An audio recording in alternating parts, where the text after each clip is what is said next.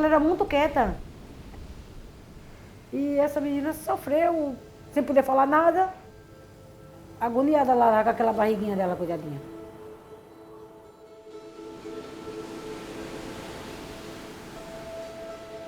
Eu só olhava para ela e chorava, só olhava para ela e chorava. Não era menina de ter outro menino, porque ela só tinha 10 anos. E uma criança não cria outra. Ah, mas se abortar é um crime que você está fazendo. Gente, não existe um estupro, ficar grávida e a pessoa criar um menino do estupro. Não, não adianta.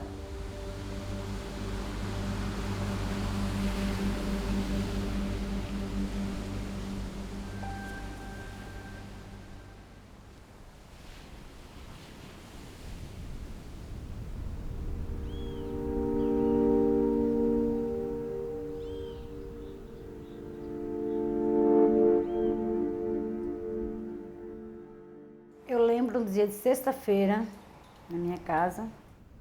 Eu achei estranho o corpo dela. O que foi isso? Sua barriga está inchada. Não posso falar que eu vou morrer. Nós estamos aqui, nós estamos para te proteger. O que está acontecendo? Aí foi quando ela falou. Ele fazia, deixava de fazer. E eu mostrava a arma para ela e dizia que se ela falasse ia matar ela, eu, o pai dela e a mulher dele, né? Que era a tia.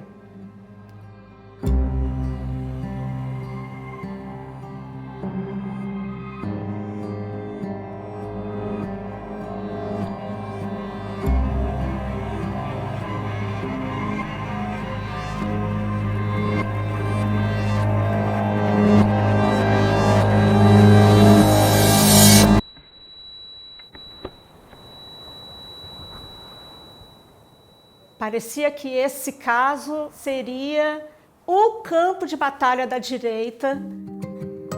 Eu trabalhava na Folha naquela época. Comecei, então, a investigar de que maneira essa articulação vinha acontecendo. A própria ministra Damares oficialmente se pronunciou a respeito, dizendo que ela estava acompanhando o caso.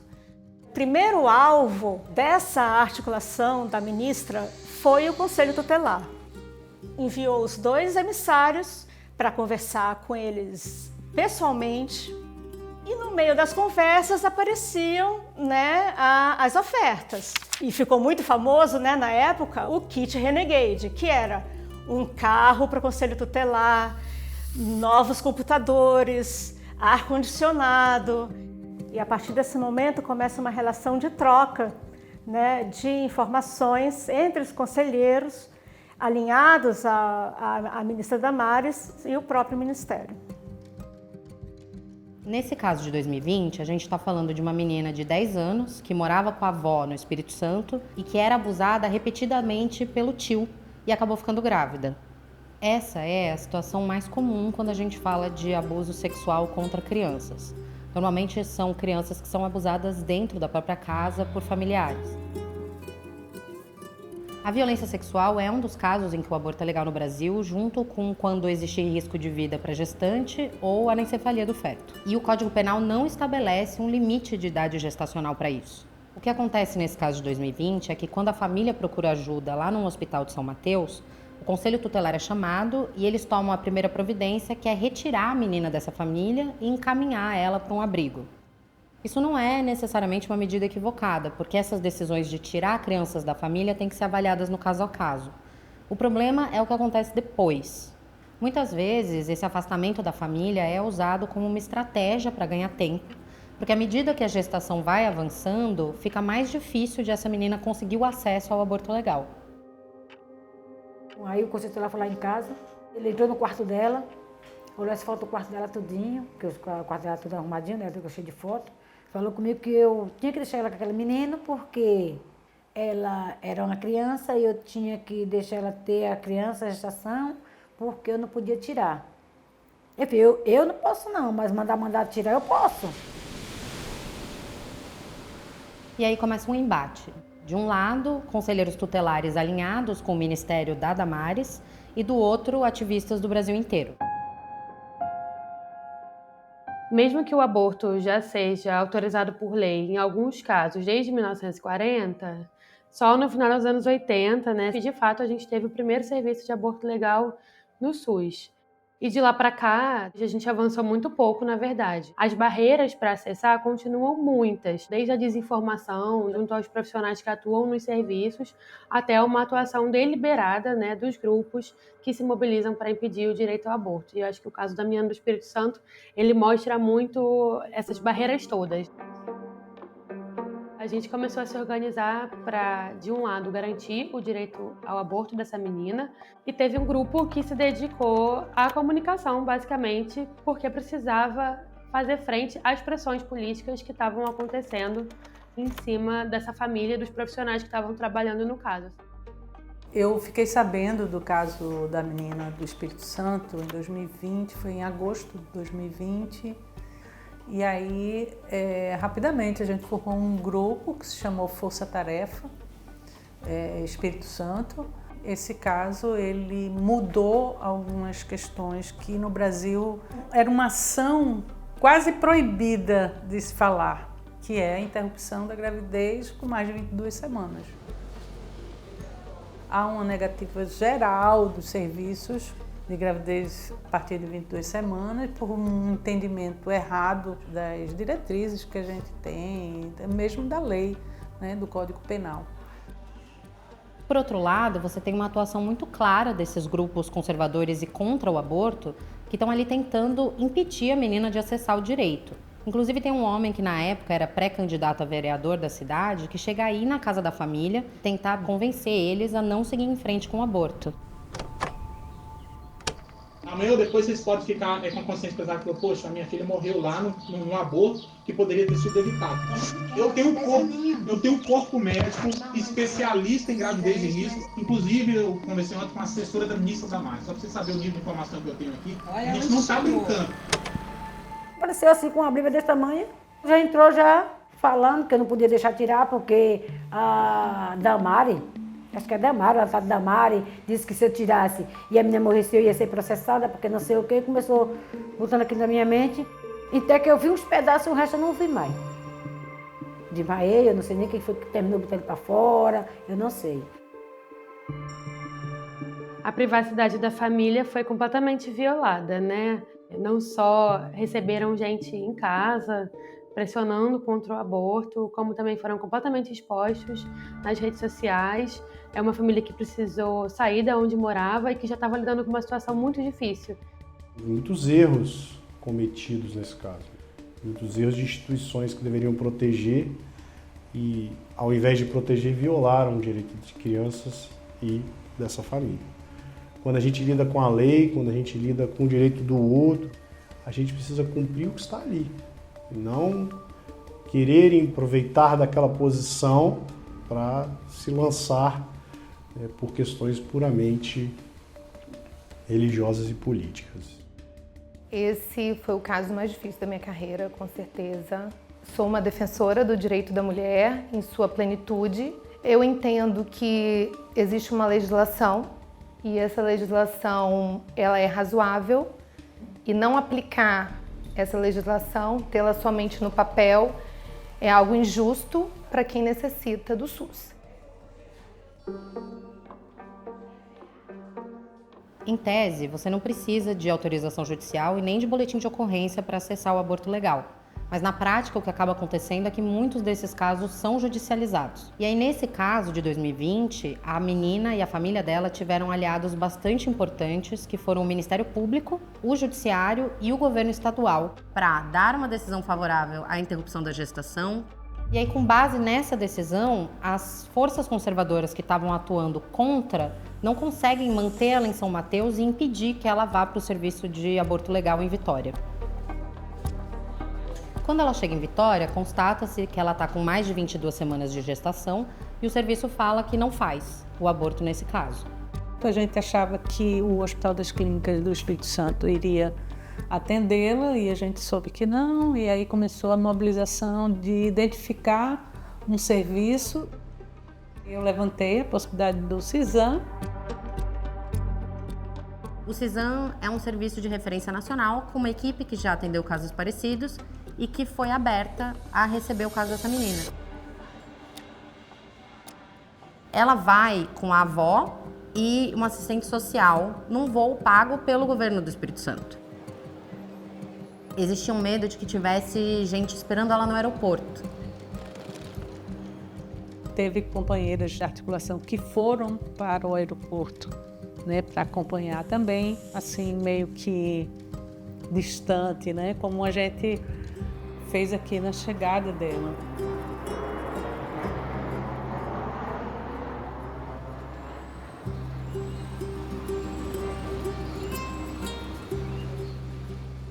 Eu era diretor executivo na época.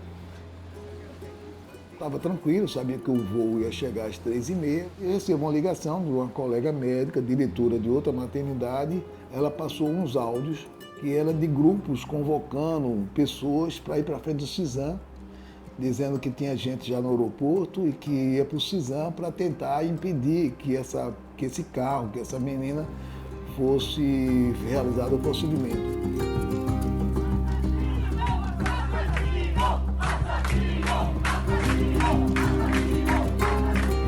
Foi aquela confusão, bloqueando a maternidade que recebe paciente de alto risco. Vereador, deputado dando carteirada, obstruindo a entrada da maternidade. Nisso, no caminho, só as notícias, né?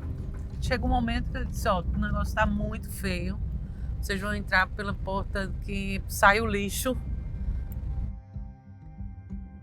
Eu nem sabia o que era que estava acontecendo, porque eu estava lá num canto e o povo tô batendo, não pode, não pode, outro não pode, e uma zoada, uma coisa.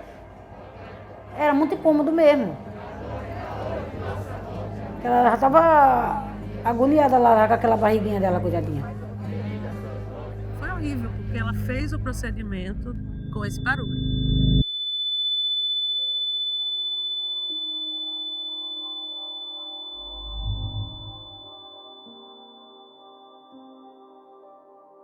Acho que nunca o movimento imaginou que estaria trabalhando um conceito dentro da pauta do aborto, uma pauta mais específica e mais delicada, que é a interrupção de gravidez maior de 22 semanas. A gente não imaginava que a sociedade ia ter essa reação. Você humaniza o caso, consegue sair da crença para um caso concreto. Eu sou contra aborto, mas nessa situação, porque todo mundo percebe que isso é uma maldade que estão fazendo com a menina.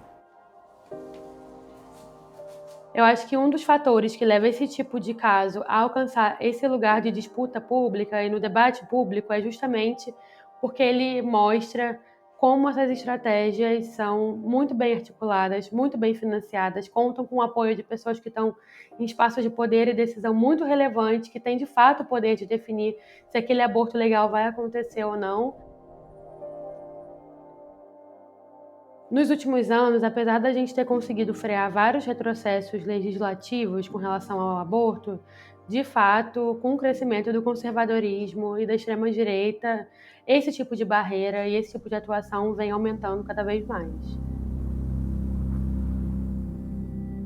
O que sempre foi o nosso sonho, que é o Estatuto do Nascituro, que protege a vida desde embrião, estava se tornando um sonho cada vez mais difícil. Nós vimos neste um caminho do meio, um caminho alternativo. Não é o que sonhamos como bancada da vida, mas era o que poderia ser possível. A gente entendeu que a partir desse momento teríamos um novo foco na discussão. Então a gente tem um embate claro que começa a partir desse caso. Porque antes dele, a gente não falava em 22 semanas de gestação. Essa é uma discussão que começa em 2020 e que atinge o seu ápice ali em 2024, quando a gente tem o projeto de lei 1904, que visa equiparar essa interrupção acima de 22 semanas ao crime de homicídio. Por que matar o bebê de 22 semanas? Para você fazer o aborto, você tem que fazer o parto. Se vai fazer o parto matando anteriormente com a sistolia, que é uma injeção que vai no coração do bebê, faz esse parto em vida. E se a mãe não quer este bebê, ele pode deixar para adoção e uma família que não tem uma criança ou que queira fazer a adoção de uma criança, poderá adotá-lo, seria muito mais produtivo, não é, no ponto de vista da defesa do valor fundamental, que é a defesa da vida, do que assassinar este bebê com 22 semanas. A adoção, ela é uma alternativa para quem não quer exercer a maternidade, né? Ela pode ser uma alternativa. Mas o aborto legal, ele é uma alternativa para quem não quer viver a gravidez, a gestação. Porque a gravidez é um processo biológico. Então, a adoção não resolve esse problema, porque são 9 meses desse problema na vida de alguém. É muito sofrimento. No caso de uma menina, de uma adolescente, a terceira causa de abandono escolar é a gravidez na adolescência. Ainda que ultrapasse as 20 semanas, seja por ter escondido essa gestação por medo, a mulher continua tendo direito. Ela não pode ser obrigada a manter a gestação e dali tomar uma decisão de dar a criança ou cuidar dessa criança. É um sofrimento que parece até medieval.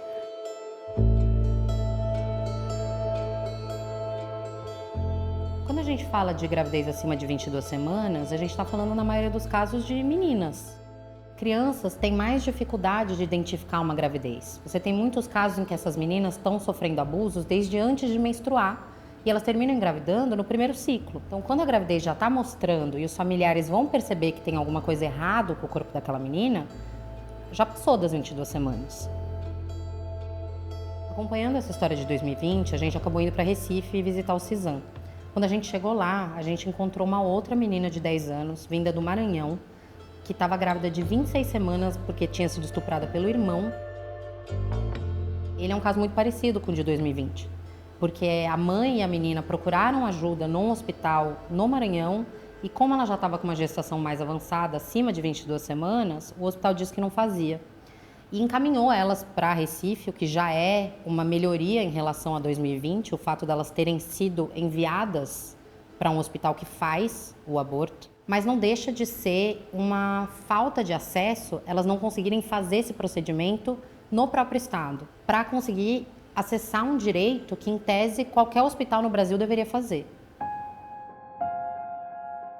Com esse caso da menina de 2020, a gente conseguiu entender o poder da comunicação e, para além de viabilizar na prática o acesso, né, ao aborto legal, é importante para que os profissionais tenham mais segurança e também para normalizar, né, junto da sociedade, que o aborto legal ele é um procedimento de saúde.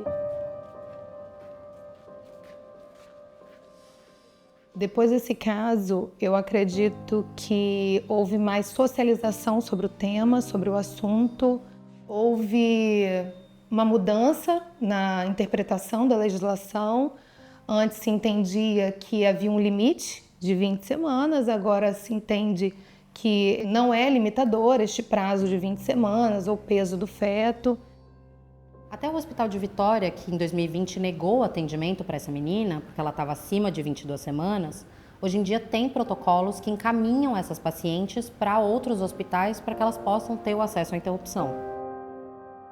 Apesar do caso do Espírito Santo ter, sim, iluminado essa questão de interrupção após 22 semanas, os tabus, esses entendimentos, né, eles continuam, estão aí. Então, a necessidade é da gestão da saúde de estabelecer normas, fluxos, diretrizes, né, para que dê segurança para os profissionais. Os profissionais não se sentem seguros, acham que dali vai ter um processo judicial contra eles. Tem todo esse imaginário, assim, essa coisa, o aborto como crime mesmo, como pecado, né? Se mistura um pouco essa noção de crime e pecado.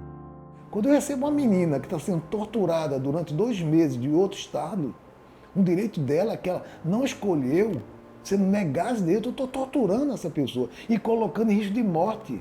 Uma menina de 11 anos não tem corpo nem para ter filho, 10 anos. Ela pode morrer, a chance de morrer de hemorragia e as sequelas que são gravíssimas para a sua vida. Eu tenho de minimizar isso. Eu tenho que ser médico. Perguntar assim, quem é a favor da vida e contra a vida? Eu sou a favor da vida. A mulher que aborta também é a favor da vida. Ninguém é contra a vida. O problema é que o assunto não é esse. O aborto inseguro é uma das principais causas de morte materna no mundo. E a experiência de países que descriminalizaram esse procedimento de forma mais ampla mostra que não apenas o número de morte materna diminui, como até o número de abortos acaba diminuindo quando você tem uma descriminalização.